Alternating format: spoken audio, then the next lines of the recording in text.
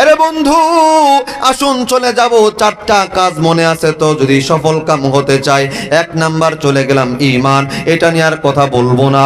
2 number যে জিনিসটা প্রয়োজন সেটা হলো ইল্লাল্লাযিনা আমানু ওয়া আমিলুস সলিহাত। 2 নাম্বার হচ্ছে আমিলুস সলিহাত, মানে সৎ কাজ। সৎ কাজ।